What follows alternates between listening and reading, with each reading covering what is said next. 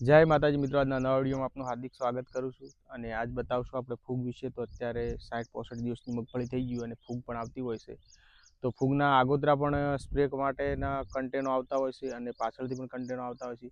કયા કન્ટેનો યુઝ કરો આપણા ઉપર નિર્ભર। ઘણા ખેડૂત મિત્રો પહેલેથી પણ આ વસ્તુનો યુઝ કરતા હોય છે, એટલે કઈ રીતના ઉપયોગ કરો એ જાણીશું। પણ ખાસ એ જણાવવાનું છે અમારા ચાહક મિત્રોને કે વિડીયો તો જોવે છે પણ લાઇક કમેન્ટ કરતા નથી, એટલે જરૂરથી કયા ગામથી તમે વિડીયો જોવો છો મને લાઇક કમેન્ટ કરવાનું ના ભૂલતા। અને આપણે 5000 કેમાં સબસ્ક્રાઈબર 3-4 સબસ્ક્રાઈબર ઘટે છે, તો એ સબસ્ક્રાઈબર ઝડપી પૂરા કરાવશું। તો આજે આપણે મૂળ વાત કરીશું। આપણે લીધી છે પ્રોડક્શનમાં આઈપીએલ છે। આઈપીએલમાં એટલે કે સંજીવની છે, જે ટાઇકોડરમાં જેને કહીએ છીએ કે ટાઇકોડરમાં પહેલાંથી પણ આપણે આપી શકીએ છીએ। જે પહેલાં આપણે ઓરવણમાં કામમાં લઈ શકીએ છીએ ત્યારે પણ ટાઇકોડરમાનો ઉપયોગ કર્યો હોય તો સારા એવા રિઝલ્ટ મળતા હોય છે। અને બીજો એ ફાયદો છે કે એ ફૂગ આવવા જ નહીં દે। જે પહેલાં ફૂગ આવતી હોય છે કે જે 10-15 દિવસ આપણે મગફળી ઉગીને ફૂગ આવતી હોય છે, એ ફૂગમાં પણ અટકાયત કરતી હોય છે। અને આગોતરો કહેવાય સ્પ્રે કે આગોતરા એટલે જાણે ઓરમાં પાણી ચલાવતા તાણે આપણે લઈ શકીએ છીએ અને તાણે પણ યુઝ કરી શકીએ, પણ ત્યારે કોઈ ખેડૂત મિત્રો કરતા નથી। 99% 10% ખેડૂત ઉપયોગ કરતા હોય છે કે ઓરમણ ફંગીસાઇડ લેતા હોય છે, બાકી કોઈ લેતા નથી હોતા। તો અહીંયા 65-70 દિવસની મગફળીમાં આપણે ઘણા બધા ખેડૂત મિત્રોના પ્રશ્નો રહે છે કે હવે મગફળી અમારે જવા મળી છે, ફૂગ આવવા મળી છે। તો ફૂગમાં અત્યારે મોસ્ટલી અત્યારે ચાલી રહી છે આઈપીએલ કંપનીનું બાયોલોજિસ્ટિકનું સંજીવની, કે આ ઓર્ગેનિક છે, એટલે એ પણ સારું એવું રિઝલ્ટ મેળવી રહ્યું છે। અને અહીંયા અમે 120 ફુવારામાં 1 kg ચલાવી રહ્યા છે। તો ચલાવવાની રીતની વાત કરીએ તો પહેલાં અડધો-પોણો કલાક પાણી ચલાવવાનું રહેશે અને પાણી ચલાવ્યા બાદ ફેર અડધો કલાક આપણે કે 20 થી 25 મિનિટમાં ધીમી ગતિમાં આ ફૂગનાશક ચલાવવાનું છે। અને એના પછી 10-15 મિનિટ પાણી ચલાવશે એટલે ખાલી મૂળને ઉપર જ અડે, વધારે પ્રમાણમાં પોણી ન જાય અને ધીમે ધીમે શોષણ કરે અને ફૂગને નાશ કરે। તો આપણે આ રીતના આપણે ચલાવ્યું છે। અને ઘોળ તૈયાર કરવાની વાત કરીએ તો સ્પ્રે કોઈને લેવાનો હોય, પહેલી વસ્તુ તો એ પણ 2 પ્રશ્નો અમુક ઊભા થતા હોય છે। તો ફુવારામાં પણ ચલાવી તમે શકો છો, અથવા તો તમે ફુવારામાં નથી ચલાવવા માગતા અને સ્પ્રે કરવા માગો છો તો સ્પ્રે પણ કરી શકો છો। તો 200 લીટરમાં તમે 1 બેરલ ચલાવી શકો છો, તો 1 kg વાપરી શકો છો। અને એ પણ સ્પ્રે પહેલાં પાણી આગળના દિવસે ચલાવી દેવાનું, બાકી બીજા દિવસે આપણે ચલાવી શકીએ, ફુવારામાં પેલા સ્પ્રેમાં ચલાવી શકીએ, એ પણ ઉપયોગ કરી શકીએ।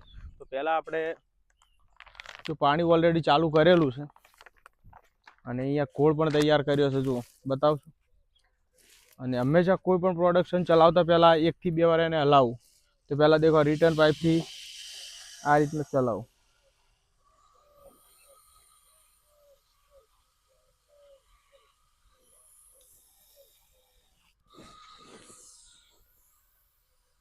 આ બાજુ જુઓ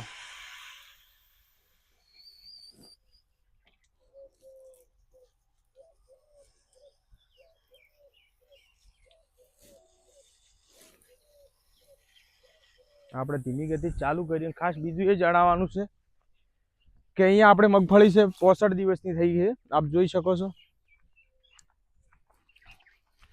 અને મગફળીમાં કઈ જગ્યાએ આપણે ફૂગનો હજી પ્રશ્ન રહ્યો નથી, પણ આ આગોતરો સ્પ્રે આપણે ચાલુ કરેલ છે। આપણે આગોતરું એમ કરેલ છે કે ના આવે એના માટે આપણે રક્ષણ માટે કામ લીધું છે। મગફળી બતાવશું ચાહક મિત્રોને। આપણે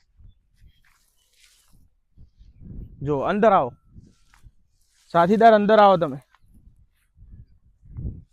આપણી મગફળી છે, કલર ગ્રેનેરી જુઓ તમે, અને 65 દિવસ થયા છે, કોઈ પણ જગ્યાએ નથી ફૂગનો કોઈ પ્રશ્ન હલ અત્યારે છે નહીં, પણ આપણે આગોતરું કામ કરી રહ્યા છે કે આવે નહીં એના માટે। અને જો આ આવેલી છે, તમને બતાવ્યા આ જે પેલા નહીં કહેતા આપણે ઉગ્યા અને 15-20 દાડા પછી આવતી હોય છે કે 30 દિવસે ફૂગ આવતી હોય છે, એ આ ડોકો જેલો છે એ છે। અને આ અત્યારે દેખો એ આ ગયેલો છે।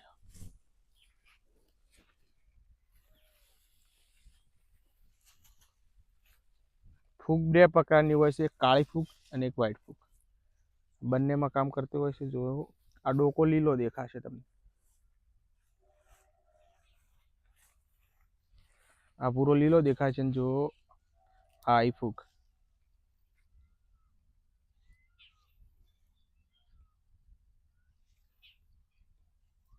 જો અંદર કાળું થઈ ગયું, બહાર લીલું દેખાય પણ અંદર સુકારો। પછી આ રીતના પણ ફૂગ આવતી હોય છે। પછી બીજો ઓપ્શન છે, એ પણ તમને બીજા વિડીયોમાં હું તમને બતાવવાનો છું, એ નેક્સ્ટ વિડીયોમાં એ પણ બતાવવાનું છે કે ફૂગના ઘણા બધા પ્રકારો છે।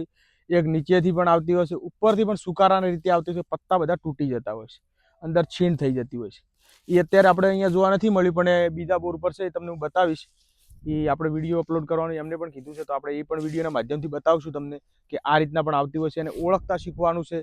અને રોજ તમે પહેલાં તો તમારી ખેતરમાં તમે પાવાનું હોય તેમ જ જો તમે સવારમાં ઉઠીને એક જ ચક્કર મારો. રોજ તમને તમારી મગફળી કહે છે કે તમારે એને ખાતર જોઈએ છે, પાણી જોઈએ છે કે ફંગીસાઇડ જોઈએ છે, એ તમને કહેશે. એટલે તમારે રોજ તમારા ખેતરમાં જવાનું છે, સવારે એક રાઉન્ડ મારવાનો છે. રાઉન્ડ મારશો એટલે ઓટોમેટિકલી તમને તમારું ખેતર બોલશે, તમારું મગફળી બોલશે કે આ વસ્તુ મને આપો અને આ વસ્તુની મારે જરૂર છે.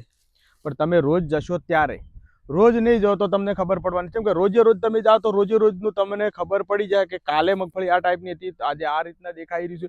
થોડો સુધારો તમને રોજના જેમ તમે સ્કૂલમાં જેમ જાઓ છો આ જ સ્કૂલમાં તમે કન્ટિન્યુ જશો ને તો જ તમને જાણવા મળશે. બાકી તમે વાઈને આવ્યા 10 દાડે પાણી પાયું, 8 દાડે પાણી પાયું, એ રીતના કોઈ રિઝલ્ટ મળતા નથી, કોઈ જાણવા મળતું નહીં. તમારે જો કન્ટિન્યુ તમારે જાતે જ જાણવું હોય તો કન્ટિન્યુ સવારમાં એક રાઉન્ડ તમારા ખેતરની કોરે મોરે અને અંદર જઈને તમારે જોવું પડશે.